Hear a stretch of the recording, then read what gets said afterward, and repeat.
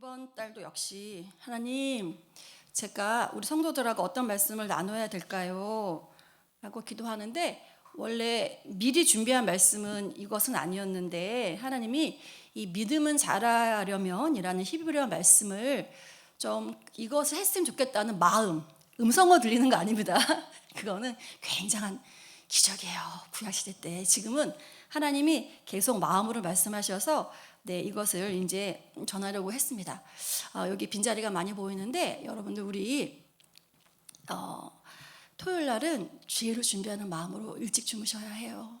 취미생활도 좀 접고 나는 그래도 할 수 있어가 아니고 저희가 대통령을 만난다고 생각해 보세요. 전날 제가 내일 윤석열 대통령이랑 물론 제가 좋아하진 않지만 제가 갈 일이 있어요. 제 생각에 머리는 감지 않을까요? 샤워도 하고 옷장에서 한번 옷을 내일 뭐 입고 갈까? 깨끗하면 되겠죠. 할 것 같아요. 그런데 한 나라의 통치자보다 만왕의 왕이시고 만주의 주이신 하나님을 만나러 가는데, 그쵸?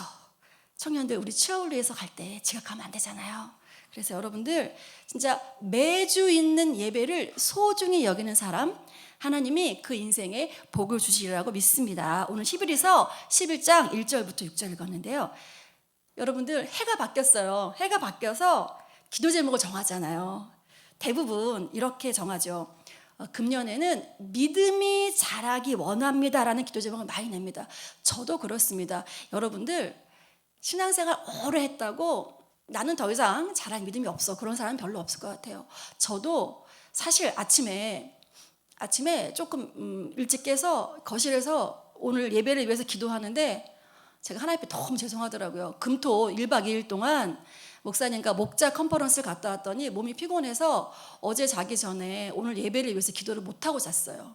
못하고 자서 아침에 했는데, 하나님 정말 제가 주일 예배를 위해서 이렇게 진짜 토요일 날 시간을 떼어서 이 예배를 위해서 기도하고 자야 되는데 하나님 제가 어제 그러지 못했네요.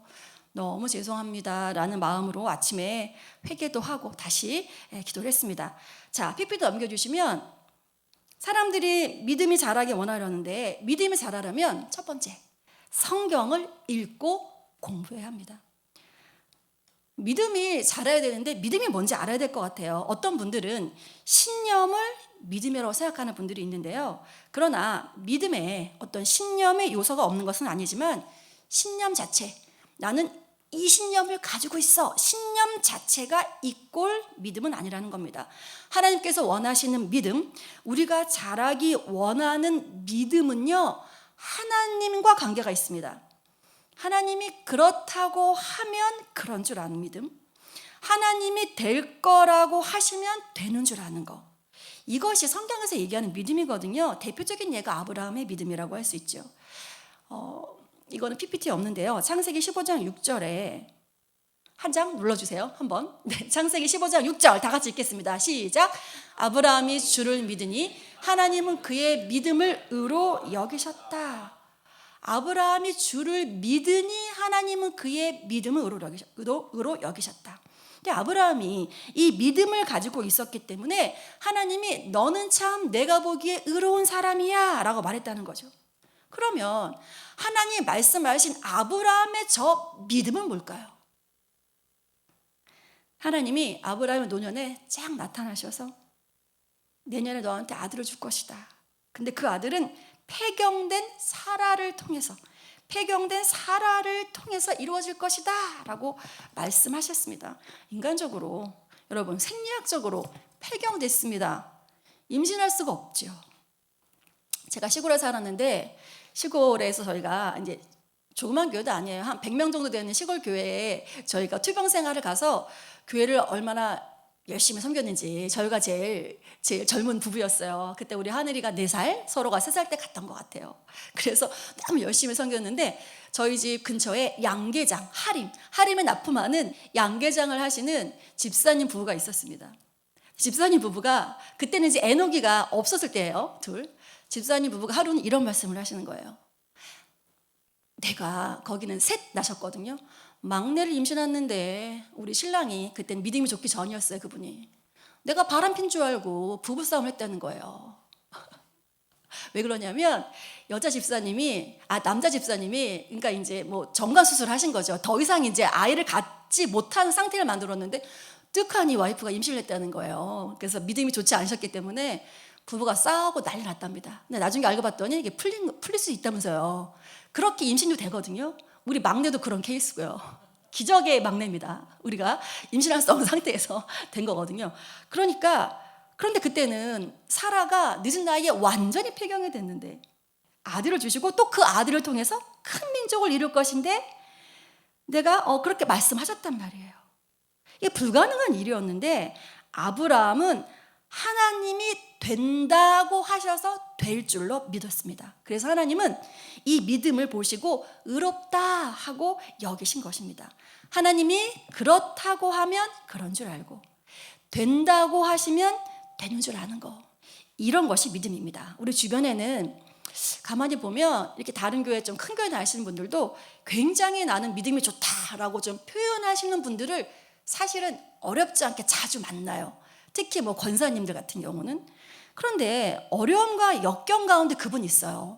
신랑이 했던 사업이 너무 잘 됐는데 갑자기 이제 사업이 쫄딱 망해서 진짜 지금 상황이 너무 어렵고 한데 긍정적으로 하나님이 잘 해결해 주실 거야 하는 건 맞는데 옆에서 곰곰이 그분의 생활을 보면 살짝 고개가 갸우뚱될 때가 있습니다.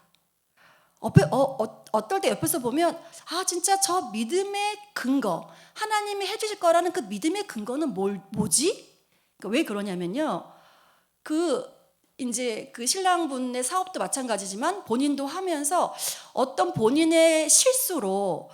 실수로 역경에 처했기 때문에 그 부분에 대해서 회개도 없고 후회도 없어요. 전혀 없어요. 그냥 긍정적인 선포만 있는 거예요. 그리고 내가 이런 역경 가운데 하나님 벗어나게 하시면 주님이 원하시는, 내가 지금까지 살지 못했는데 회개하고 주님이 원하시는 올바른 의로운 삶을 살겠다는 각오도 없어요. 그러면서 무조건 하나님이 잘 해결해 주실 거야 라고 만날 때마다 이렇게 얘기하시면 그것이 어떨 때는 저분은 참 믿음이 큰 분이야 라고 생각되기보다는 마음속에서 어떤 부분은 이거는 주관적인 신념이지 믿음은 아니지 않을까라는 생각이 들기도 합니다. 이런 분들은 기도할 때 저한테 종종 얘기해요. 하나님이 이렇게 말씀하셨잖아 하면서 PPT 한 장 넘기시면 요한복음 14장 13절부터 14절을 근거 구절로 됩니다. 다 같이 한번 읽어보겠습니다. 시작. 너희가 내 이름으로 구하는 것은 내가 무엇이든지 다 이루어 주겠다. 이것은 아들로 말미암아 아버지께서 영광을 받으시게 하려는 것이다. 너희가 무엇이든지 내 이름으로 구하면 내가 다 이루어 주겠다. 그 권사님 장로님들이 그런 거예요. 성경 요한복음 14장에서 말씀했잖아. 하나님의 이름으로 구하는 것은 다 이루어 주실 거야. 그러니까 나는 사업도 금방 일어날 거고 우리 자녀들에 있는 문제도 금방 하나님 해결해 주실 거고 라고만 말씀하세요. 근데 1년이 지나고 그분을 우연히 만났는데 그분이 어떤 본인의 그런 처한 환경이 하나도 나아지지 않은 겁니다. 그래서 믿음이 꼬꾸라치고 하나님을 원망하는 모습을 너무 많이 보는 거예요. 성경에서 그렇게 말씀하셨는데, 그런데 여러분, 이런 내용을 붙들고 기도할 때 여러분들이 잊어버리는 것이 저 13절 후반절에 보시면요, 자, 두 번째 줄에 이것은 너희가 내 이름으로 구하고 무엇이든지 다 이루어 주겠다라고 한 이것은 앞에 구절을 물고 들어가는 거잖아요. 이것은 아들로 말미암아 아버지께서 영광을 받으시게 하라는 것이다. 그러니까 하나님, 제 기도에 무엇이든지 응답해 주세요라는 조건이 있다는 겁니다. 조건. 어떤 조건? 하나님께 영광을 돌리는 그런 조건. 자, 그러면 이런 거죠. 어떤 분이 물건을 파는데 불법으로 물건을 떼어서 팝니다. 그리고 요새 강남부터 시작해서 난리인데요. 얼마 전에 뉴스에서 서울대와 카이스트 동아리에서 마약판 사건, 놀라운 사건 아시죠? 좋은 머리를 이런 데 쓰더라고요. 마약 같은 걸 팔면서 이 사업이 잘 돼서 돈을 많이 벌면 헌금 많이 하겠습니다. 아버지 이름으로 구했다고. 이게 말이 됩니까, 여러분? 불법으로 행한 일들이 잘 되어서 헌금을 한다고 하면 하나님께 영광이 되겠냐고요. 그래서 여러분들 이 말씀이 나오기 바로 전 구절이 14장 12절인데요. 한번 눌러주실까요? 우리 이것도 한번 같이 읽어보겠습니다. 시작. 내가 진실로 진실로 너희에게 이르노니 나를 믿는 자가 내가 하는 일을 그도 할 것이요 또한 그보다 큰 일도 하리니 이는 내가 아버지께로 감이라. 이 말씀의 뜻은 무엇입니까? 내가 주님의 일을 하겠다고 결심한 사람들에게 조금 전에 읽었던 14장 13절 14절을 이루어 주시겠다라고 약속한 말씀이죠. 어떤 사람들한테 주님이 못 다하신 사명을 하나님 제가 이어서 가겠습니다. 이런 사람들한테 주어진 말씀이라는 거예요.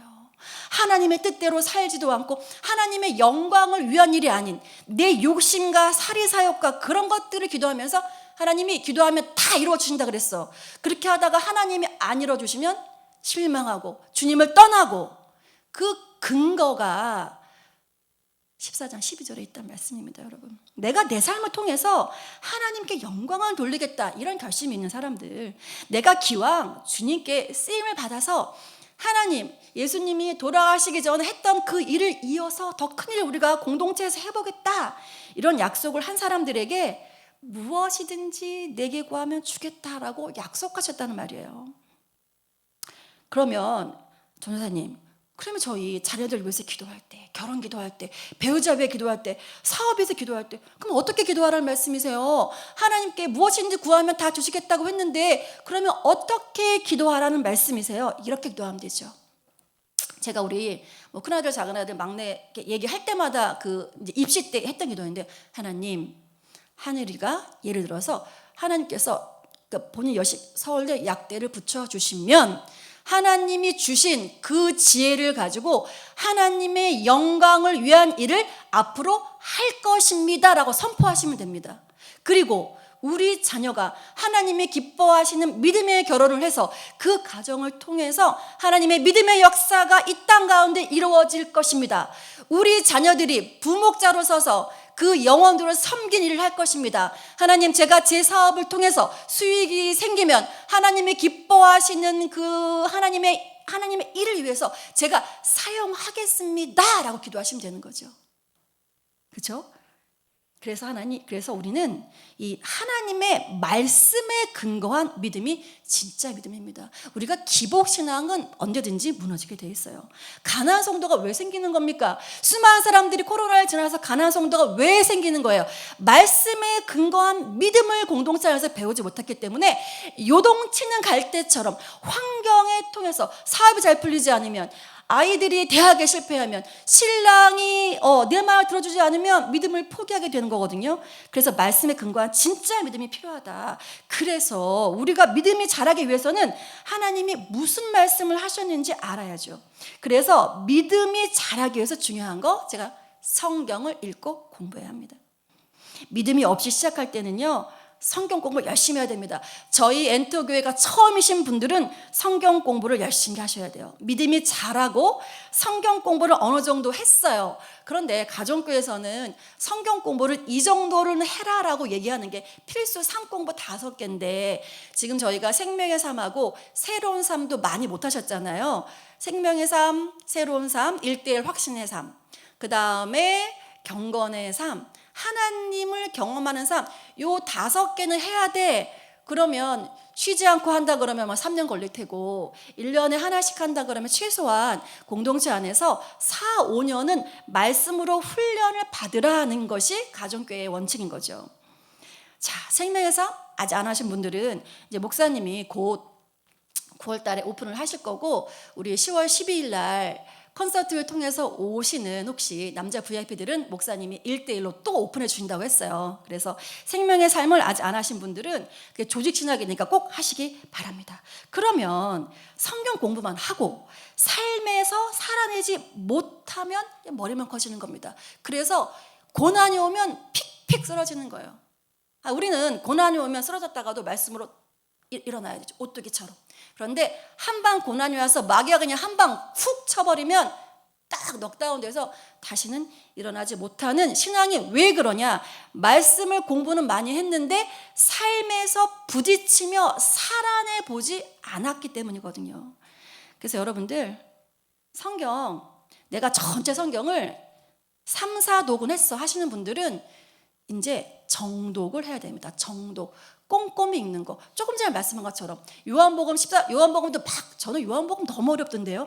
요한복음 막 넘어가면서 이거 하나님이 이게 저 무슨 일이지? 그보다도 큰 일을 할 거라고 하셨는데 그 구절에 속해 있는 것들을 또 생각도 해보시고, 성경에 나오는 모든, 특히 신약 구약은 그 유대 지방, 가나안 지방, 팔레스타인의 문화하고도 관련이 되거든요. 이른 비하고 늦은 비가, 이른 비는 걔네가 가을이고요, 걔네가 말하는 늦은 비는 봄이거든요. 그러니까 그런 것들도 조금, 요새 인터넷이 얼마나 잘 돼 있습니까? 공부하시고 정독을 하셔야 됩니다, 여러분들. 그래서 어떤 분들은 이게 뭐 나쁜 건 아닌데요, 하루 10장씩 내가 계속 읽고 있어. 물론 그것이 좋기는 한데, 경제학에 효율 체감의 법칙이라고 있잖아요. 한계 효율 체감의 법칙도 있고, 뭐냐면 내가 뭐를 많이 하면 많이 할수록 어느 지점까지는 상승 효과가 있는데 그 다음부터는 효과가 멈춘다는 거잖아요. 그러니까 내가 10원을 투자해서 내가 뭐 1,000만 원을 투자해서 10만 원 이익이 됐어. 어느 정도 투자금이 늘어나면은 그 이익금이 증가되다가 어느 순간에서는 정체가 되잖아요. 성경도 마찬가지예요. 사실은 내가 생각하지 않고 계속 많이 읽기만 하면 어느 순간에는 그게 정체가 돼서 재미가 없게 됩니다. 그래서 정독을 하셔야 되는데, 그래서 묵상, 아침마다 큐티를 하고 묵상 훈련을 해야 되는 거예요. 요새 저희가 오늘 뭐 큐티엠을 하시는 분들은 다니엘서 묵상하고 있잖아요. 다니엘이 얼마나 대단한 사람인가, 그것만 아는 것이 아니고, 저는 다니엘서를 볼 때마다 저는 다니엘의 외로움이 느껴져요.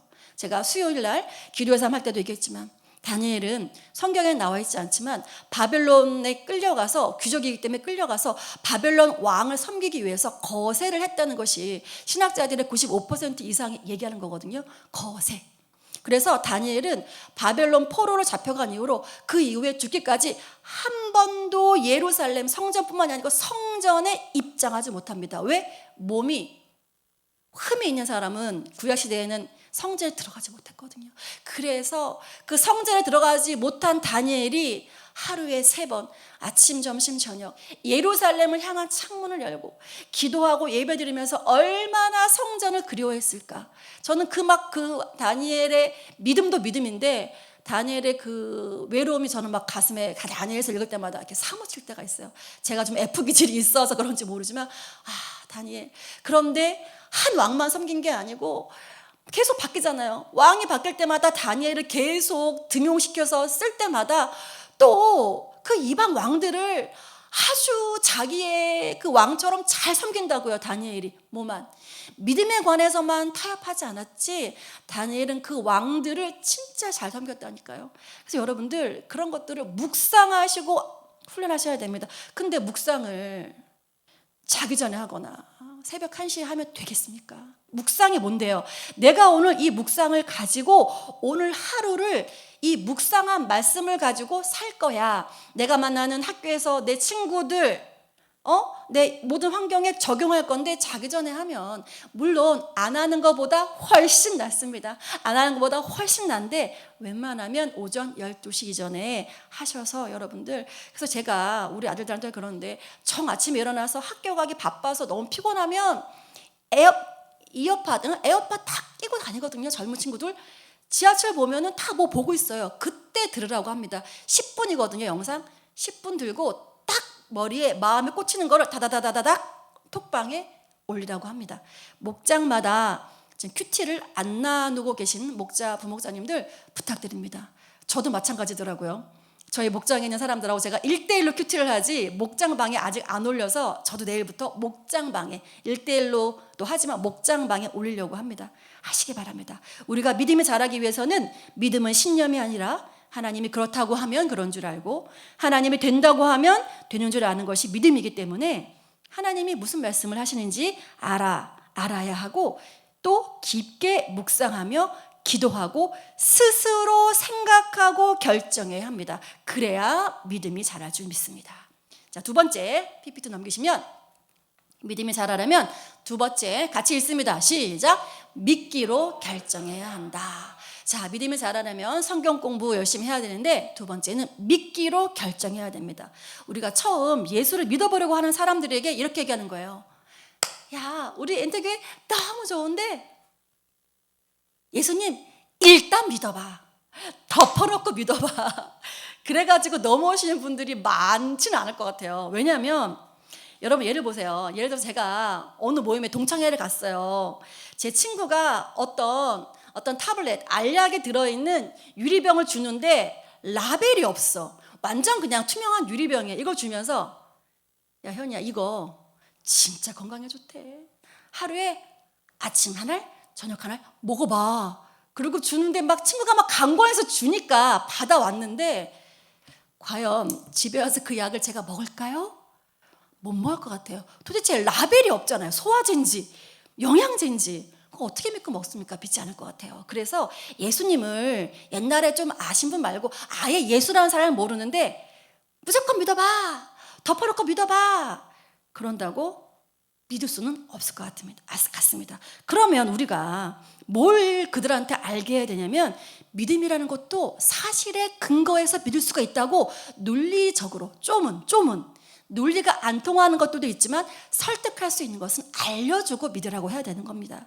우리가 믿어야 할 예수님을 믿어야 할 충분한 이유하고 근거가 있어요. 성경책에. 그러니까 우리가 먼저 성경을 알아야 된다고요. 그래서 우리의 믿음의 근거가 무엇인지 가르쳐줘야 돼요.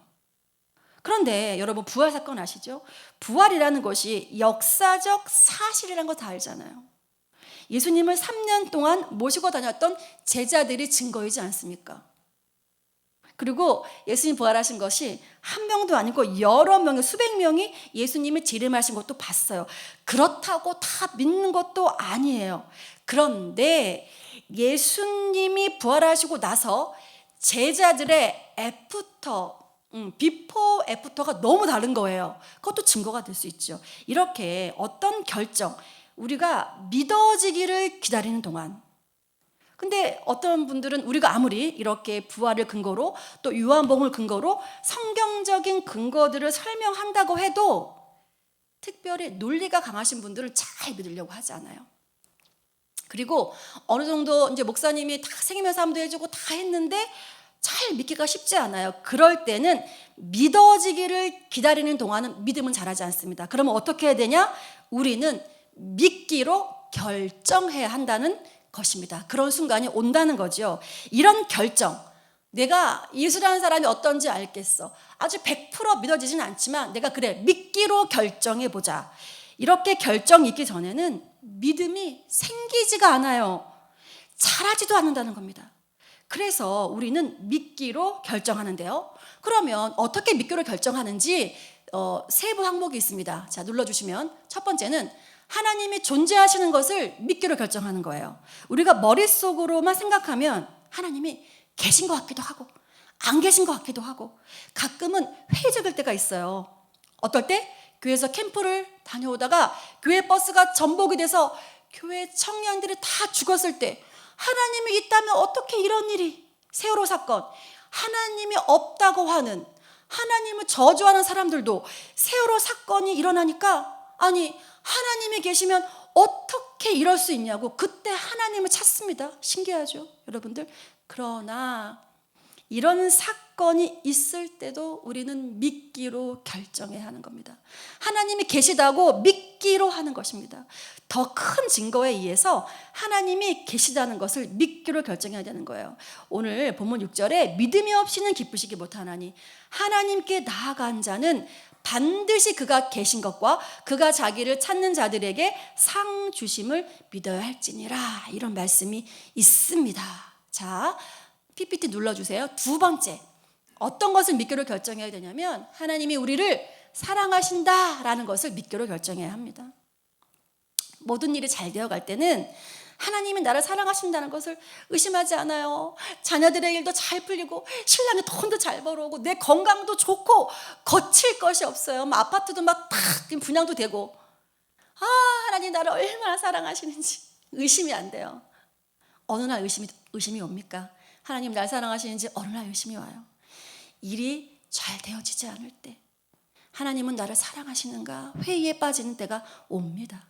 그 자리에 있을 때 하나님은 나에게 그런 사랑하는 마음을 심어주시는데, 나를 사랑하시는 마음을 우리가 어떻게, 공고한 날에 어떻게 믿기로 결정하냐면 십자가를 보시고 결정하셔야 됩니다. PPT 넘기시면 로마서 5장 8절, 자 같이 읽겠습니다. 파란 글씨 시작. 그러나 우리가 아직 죄인 되었을 때에 그리스도께서 우리를 위하여 죽으셨습니다. 이리하여 하나님께서는 우리에게 대한 자기의 사랑을 실증하셨습니다. 자기의 외동자 예수님을 십자가에 죽이시면서까지 우리를 사랑하셨잖아. 십자가를 보면서 계속 돌이키는 거죠. 의심의 마음이 들 때 하나님 나 얼마나 사랑하셔? 하나님 나 사랑하시면 이럴 수 있어? 라고 할 때마다 십자가를 보셔야 되는 겁니다, 여러분. 자, 한 번 더 눌러주시면, 자, 세 번째는 어떤 것을 믿기로 결정해야 되냐면 하나님은 기도에 응답하신다라는 것을 믿기로 결정해야 합니다. 우리가 기도하면 하나님께서 기도 응답을 주시는데 대부분 자연스러운 방법을 통해서 응답해 주세요. 여러분, 제가 금토 이제 목사님 어디 가는데 부동산에서 연락이 온 거예요. 저희 집 빌라 지금 매매 내놓은 거 아시죠?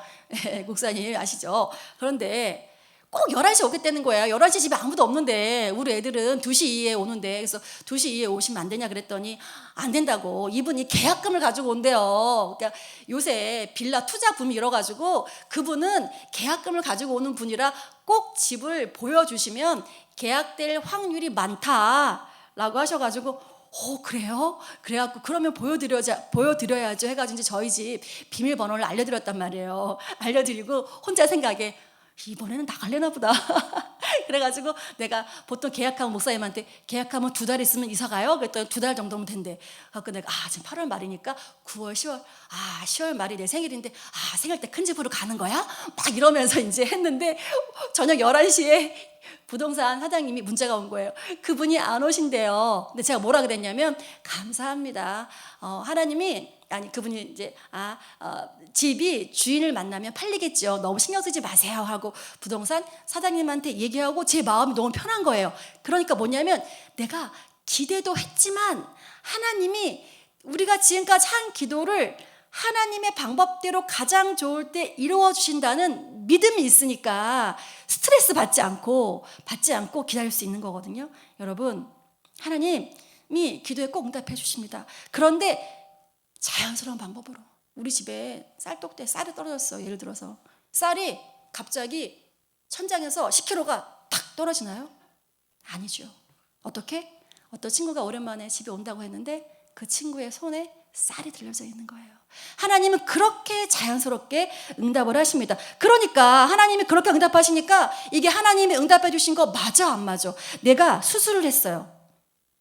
그래서 우리가 이제 하나님이 100% 응답해 주시는지 헷갈릴 때 이런 거죠. 어떤 아프신 분들이 공동체 기도 제목을 냈어요. 그래서 공동체에서 열심히 기도했습니다. 그 질병이 낫기를 기도했어요. 근데 그분이 낫게 되었습니다. 우리가 기도하는 동안에 낫게 되었어요. 그러면 그분이 그러는 거예요. 갑자기 내가 좋은 의사를 만나서 그랬잖아요. 그럴 수도 있는데 여러분들, 우리가 기도하는 동안에 그분이 갑자기 의사를 바꾸게 되든지 약을 바꾸었다든지, 그렇죠? 이런 것들이 다 기도 응답이라고 믿기로 결정한다는 거예요. 하나님이 그렇게 해주셨다. 약도 바꾸게 해주셨고 좋은 의사도 만나게 해주셨고 그렇게 기도에 응답하셨다는 것을 믿기로 결정해야지. 그럴 때마다 하나님 해주신 거 없어. 다 의사가 한 거야. 그렇게 하시면 안 된다는 거죠. 의사의 손을 통해서 우리의 기도에 응답해 주셨다고 믿기로 결정하는 것입니다. 그래서 믿음은 결정입니다. 결정하셔야 됩니다. 자, 한 장 넘겨주세요. 로마서 8장 32절. 자기 아들을 아끼지 아니하시고 우리 모두를 위하여 내주신 분이 어찌 그 아들과 함께 모든 것을 우리에게 선물로 거저주지 않으시겠습니까? 이런 말씀이 있잖아요. 자, 이런 약속의 말씀을 주셨기에 우리에게 좋은 일이 생겼다고 믿기로 결정하는 것입니다. 여러분, 믿음은 결정입니다. 내가 오늘 몸이 안 좋아요. 토요일이면 저녁입니다. 몸이 안 좋습니다. 내일 주일 예배에 나가기로 결정하는 겁니다. 내가 오늘 마음이 너무 무너진 일이 있어서 아무도 만나기 싫어요. 내일 예배 가지 말아야지. 내일 그럼에도 불구하고 가기로 결정하는 겁니다. 하나님 만나러 가기로 결정하는 겁니다. 믿음은 결정입니다. 자, 한 장 넘기셔서, 자, 믿음이 자라기 위해서 한 장 넘겨봐 주실래요? 안 넘겨지시는군. 네, 세 번째, 모험을 해야 됩니다. 성경 공부해야 되고, 네, 믿기로 결정해야 되고, 세 번째는 모험을 해야 됩니다. 믿음이라는 것은 하나님의 약속의 말씀, 하나님이 그렇다고 하면 그런 줄 알고 된 줄 아는 것이라고 말씀드렸는데요. 우리가 그런 하나님을 믿기로 결정했다고 하면 하나님 반드시 순종의 시험을 하세요. 순종. 하나님의 말씀이 그런지 네가 순종하는지 보자. 그래서 이 순종이 모험을 의미하기도 합니다. 왜냐하면 우리가 거기에 순종해서 모험을 할 때 우리는 하나님의 능력을 체험하게 되고, 하나님의 능력을 체험했을 때 점점 우리의 믿음이 자라나는 겁니다. 한 장 넘겨주시면 말라기 3장 10절, 너희는 온전한 11조를 창고에 들여놓아 내 집에 먹을 거리가 넉넉하게 하여라. 이렇게 바치는 일로 나를 시험하여 내가 하늘문을 열고서 너희가 쌓을 곳이 없도록 복을 붙지 않나 보아라. 나 만군의 주의 말이다. 내가 지금 형편이 넉넉지 않은데 뭔 헌금을 11조 뭐 헌금을 하라 그러냐? 성경 읽다가 하나님은 약속의 말씀을 하신 겁니다. 그래서 내 힘으로 할 수 없기 때문에 모험의 순종이라고 하는 겁니다. 자, 한 장 넘기시면 마태복음 6장 33절. 너희는 먼저 하나님의 나라와 하나님의 의를 구하여라. 그래야면 이 모든 것을 너희에게 더하여 주실 것이다. 이렇게 해봐야 하나님을 경험하지요. 이 모든 것은 먹는 거, 입는 거, 마시는 거, 모든 생활이 하나님을 먼저, 하나님의 나라와 하나님의 의를 구하는 거 모험이라는 겁니다. 사실 내년에 저희가 필리핀 단기 선교여행 가기로 했는데 사실 그것도 모험이에요. 모험입니다. 부담되는 금액 맞죠? 100만 원. 그래서 저도 뭐 카카오 그것도 하고 하는데 제가 그래서 그런 거예요. 왔다 갔다 뭐 비행기 값이 비싸야 40만 원인데 하나님, 우리 교인들 진짜 본인이 40만 원만 부담할 수 있으면 가기로 결정하게 해주세요. 왜냐하면 저도 이제 12월에 졸업하면 한 이 2달 동안 알바를 하려고 그래요. 알바해서 모은 돈을 우리가 선교 가는 통장에 집어넣으려고 합니다. 그래서 이제 비행기 티켓은 있는데 진짜 가고 싶은데 사정이 안 되시는 분들을 좀 도와드리려고 해요. 공동체와 같이. 그러니까 여러분들, 내가 필리핀 땅에 가서 그 선교사님이 하신 사역을 보고 내가 믿음을 좀 키우고 싶다 하시는 분들은 비행기 값만 있으면 그 정도는 감당하셔야 되고, 나중에 목사님 말씀하실 때 신청하시기 바랍니다. 모험입니다. 모험. 여러분들, 그래서 어떤 모험이냐, 직장 생활 하시는 분들 술 먹으라고 할 때 거절하는 것도 모험이죠. 자녀들 시험 기간인데, 우리 옛날 다니던 다원교회도 시험 기간만 되면 아이들이 반쪽이에요. 출석률이. 시험 공부해야 되니까. 시험 기간에 자녀들 줄 예배 보내는 거. 이것도 요새는 모험이고, 좋은 장사 자리가 났어요. 내가 지금 가게를 오픈해야 되는데 너무 좋은 자리가 났대요. 좋은 일자리가 생겼는데 주일 성수를 할 수 없어. 포기하는 거? 이런 거 모험이죠. 모험입니다. 그 자리를 하면, 그 장사를 하면 돈을 벌 수 있는데 주일 성수를 하기 위해서 포기하는 거 모험입니다. 하나님의 살아계심을 체험하고 능력을 체험하게 되는 겁니다. 왜 믿음이 안 자라냐고요? 안전한 것만 하기 때문이에요. 모험을 하지 않습니다. 될 것만 하기 때문에 하나님의 능력을 경험할 수 없는 거예요. 내가 해도 이 정도는 하는데 하나님이 해주신 건지 어떻게 압니까? 하나님만이 하실 수 있는 거. 내가 주일 성수를 위해서 그 자리를 포기하고 그거보다 안 좋은 자리에 가게를 오픈했는데 장사가 잘 돼? 이거 하나님 해주신 거죠. 하나님 해주신 겁니다. 그래서 여러분들, 될 것만 하지 마시고 순종의 모험을 하시기 바랍니다. 자, 한 장 넘기셔서 우리의 믿음이 자라기 위해서 네 번째로 기대해야 합니다. 하나님의 능력을 체험할 수 있는 가장 좋은 방법은 기도지요. 믿음으로 기도해야 합니다. 내가 기도한 방법 그대로 응답받는 것도 믿음인데요. 믿음으로 사실 기도한다는 게 뭐냐면 기대하는 거예요. 기대하는 거. 하나님을 기대하는 겁니다. 내가 하나님께 기도하면 하나님은 나를 무시하지 않으시고 들어주셔서 반드시 좋은 일이 생기리라는 기대를 가지고 기도하는 겁니다. 그래서 가정교회 안에 이런 게 있어요.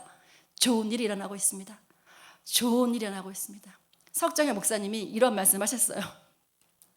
사업 망하신 분들한테, 교인들 수술해가지고 건강이 안 좋으신 분들한테 인사할 때 좋은 일이 일어나고 있습니다. 인사할 때 뺨 한 대 맞을 각오를 하고 인사하신다고 그러시더라고요. 그런데 이게 맞다는 거예요. 하나님 안에서 모든 일은 앞으로도 하나님이 우리 인생을 개입하시고 있는 중간이기 때문에 모든 일은 다 좋은 일이다. 그거는 뭐냐? 하나님이 하실 일에 대해서 기대를 가지시라는 거예요. 기대가 없는 사람, 여러분들 친구들이나 자녀들 기대 없으면은 주고 싶지 않잖아요. 새도 입을 쫙쫙 벌리고 주세요 그래야지 하나로 더 주고 싶지.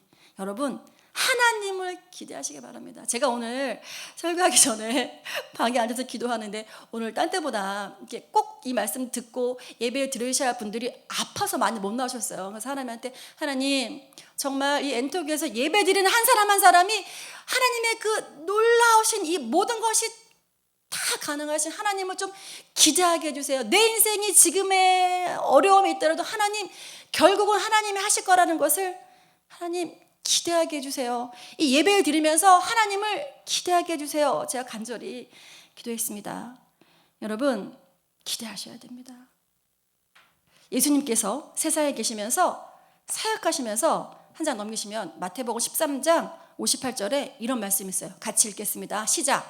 예수께서는 그들의 믿지 않음 때문에 거기서는 기적을 많이 행하지 않으셨다. 어디에서? 고향에서. 한 장 더 넘겨주세요. 고향 사람들이 어떻게 얘기했냐면 이렇게 얘기했어요. 제가 읽어볼게요. 아니 예수께서 자기 고향에 가셔서 회당에서 사람들을 가르치셨다. 그 마을 사람들이 놀라서 말했다. 아니 이 사람이 어디에서 이런 지혜와 그 놀라운 능력을 얻었을까? 이 사람은 목수의 아들이 아닌가? 그의 어머니는 마리아라고 하는 분이 아닌가? 그의 아우들은 야고보와 요셉과 시몬과 유다가 아닌가? 또 그의 누이들은 모두 우리와 같이 살고 있지 않은가? 무슨 말이에요? 예수님의 동네 사람들, 예수님과 같이 자고 난 사람들은 예수님에 대해서 기대가 없어서 하나님의 고향에서 기적을 행치 않으셨다. 엔터교회가 혹시 기대가 없으면 하나님 일 행하실 수 없습니다. 여러분 엔터교회를 통해서 하실 일을 기대하시기 바랍니다. 야고보서 1장 5절 누르시면 자 함께 읽겠습니다. 한 장 넘겨주세요. 시작. 여러분 가운데 누구든지 지혜가 부족하거든 모든 사람에게 아낌없이 주시고 나무라지 않으시는 하나님께 구하십시오. 그리하면 받을 것입니다. 아멘. 공부하는 학생들 지혜를 구하시기 바랍니다. 제가 수요일날 얘기했죠. 우리 에너기 로마서 읽고 또 기대. 그래서 중간고사보다는 잘 봤어요. 공부를 잘한 게 문제가 아니고 여러분들 기대하시고 말씀 읽으시고 지혜가 부족하면 기도하시기 바랍니다. 여러분들. 그래서 지혜를 구하고 난 다음에는 기대해야 돼요. 설교 말씀 주위에서 들어야 되고 기대해야 되니까 사람들의 말에도 귀를 기울여야 돼요. 하나님 이렇게 일하시나? 하나님이 응답해 주시는 것을 기대하며 모든 것에 주의를 기울여서 살펴야 하는 겁니다. 누가 우리 집을 구경하러 온다 그러면 이 사람이 살래나? 기대해야 하는 겁니다. 자 마지막입니다. PPT 넘기시면 우리의 믿음이 자라려면 마지막 5번째 감사해야 한다. 어떻게 해야 된다고요? 감사해야 된다. 자 한 장 넘겨주세요. 자 이렇게 감사해야 돼요. 여러분들 여행 다녀온 후에 하나님이 함께 해주셔서 사고도 없었구나, 싸우지 않았구나, 재미도 있었구나 이렇게 다녀와서 하나님 여행을 무사히 다녀와서 감사합니다. 믿음이 자라는 분들은 반드시 감사가 있다는 걸 확인할 수 있는데요. 그런데 이걸 알 수 없어요. 믿음이 자라서 감사가 있는 것인지 감사하기 때문에 믿음이 자라는 것인지 상관관계는 몰라도 믿음이 있으신 분들은 반드시 감사가 있습니다. 자, 찬양팀 나와주시고요. PPT 한 장 넘겨주시면 오늘 제가 믿음이 자라려면 5가지 얘기했습니다. 성경 읽고 공부해야 한다. 믿기로 결정한다. 모험을 해야 한다. 기대를 가져야 된다. 감사해야 한다. 이렇게 제가 말씀드렸습니다. 이 말씀을 가지고 일주일 동안 살겠다고 다짐한 분들은 우리 나는 믿네 마지막 결단 찬양을 할 때 헌신석에 나오셔서 헌신 카드를 작성하시면 목사님이 아침 새벽마다 5일 동안 일주일 동안 기도를 집중해서 해주십니다. 우리 이 믿음의 고백을 가지고 우리 결단 찬양을 일어서셔서 하나님 앞에 결단 찬양 나는 믿네 올려드립니다.